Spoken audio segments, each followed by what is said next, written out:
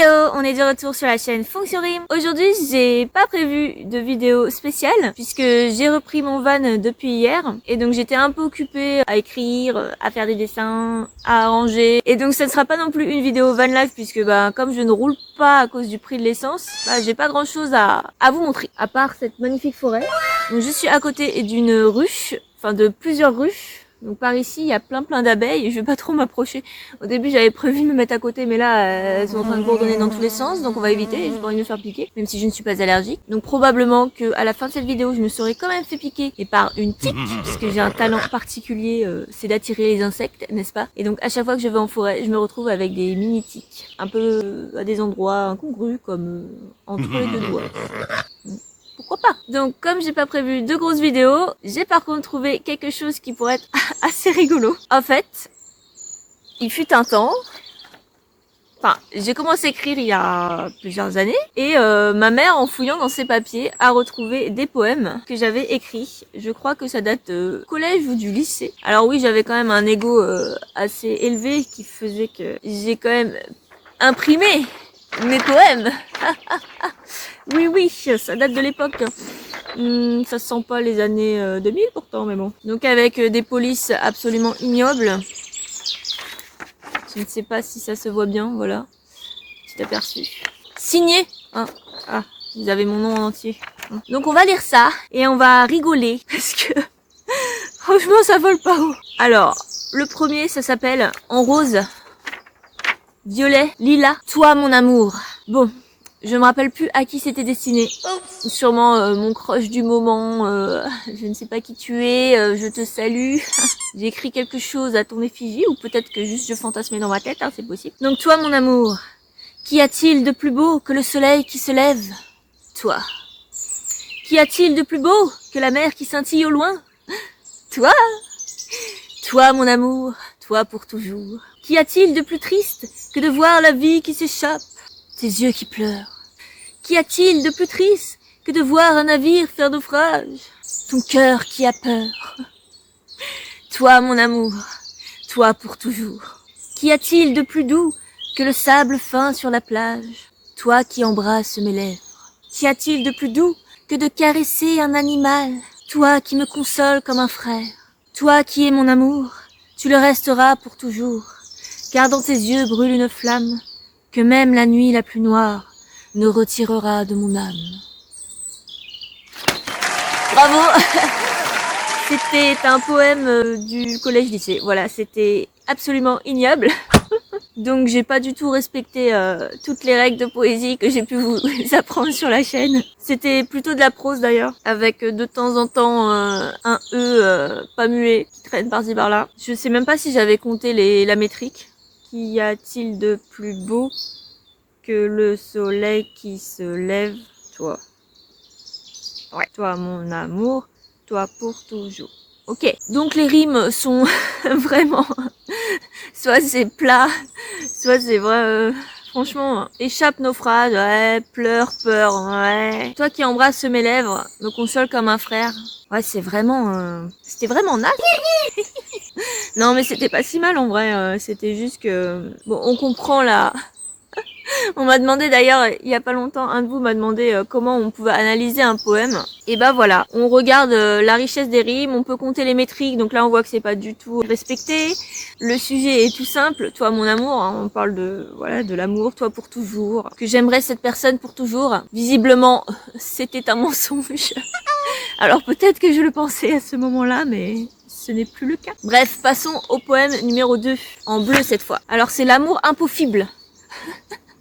La police est tellement nulle qu'on dirait que c'est écrit impossible. Tes yeux reflètent la joie et m'emportent quand je croise ton regard. Quand j'entends ta voix, c'est comme une flamme dans la nuit la plus noire. Mon cœur te désire, mon esprit est sous l'emprise quand je vois ton sourire. Qu'importe ce que les autres disent, mais rien ne pourra nous rapprocher. Je ferai mieux de t'oublier. Apparemment ça a marché, je l'ai oublié. On retrouve quand même 2 fois dans les 2 poèmes la nuit la plus noire, il me semble. Que même la nuit la plus noire ne retirera de mon âme. C'est comme une flamme dans la nuit la plus noire. Il y avait quand même pas beaucoup de recherche. L'amour dans le noir. Donc là je l'aime pour toujours et là je l'oublie. Voilà. C'était passionnant, n'est-ce pas? Alors je sais que j'en ai beaucoup d'autres, mais j'ai plus mes vieux cahiers avec moi, comme je suis en van et que j'ai beaucoup d'affaires qui sont dans des cartes. Je ne les ai pas retrouvés. Donc voilà, c'est ceux qui pour l'instant résistent des années passées, lointaines. J'espère que ça vous aura fait rire. En tout cas moi quand je les ai retrouvés, j'ai bien rigolé quand même. Puis il y avait de l'idée, hein, en soi. La flamme dans la nuit la plus noire, les yeux qui reflètent la joie. Ici, il y a aussi les yeux qui pleurent. Donc, faudrait quand même que j'augmente mon champ lexical, quoi. Que je rajoute... C'est vrai que j'ai tendance à faire beaucoup de textes sur les rêves et sur la mer. Alors, bon, comme je viens de Guyane, il y avait la mer. Alors, ne pensez pas tout de suite à la mer bleue, hein. C'était la mer marron, puisque vous avez l'Amazone à côté, le fleuve, qui déverse tout le bois de la forêt, tout ça.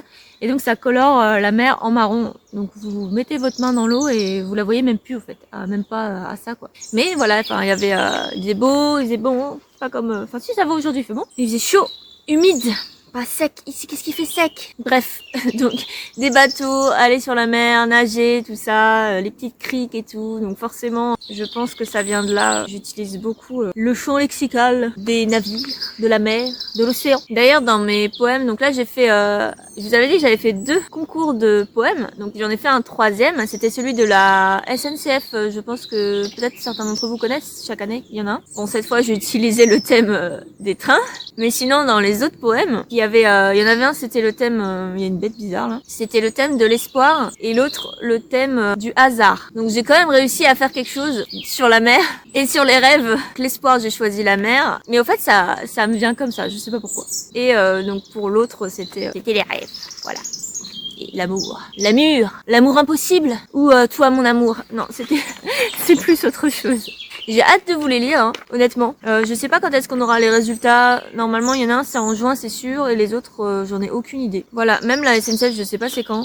Si vous n'avez pas pu le faire cette année, donc pensez à le faire l'année prochaine, puisque votre poème peut être affiché soit dans les rames du métro, soit sur les quais. Enfin, c'est trop la classe. Peut-être que vous verrez mon poème, je ne pense pas, puisqu'il y avait plus de 7000 participations quand j'ai envoyé le mien. On se bat contre 7000 personnes qui, je pense, écrivent beaucoup mieux que des textes de ce genre.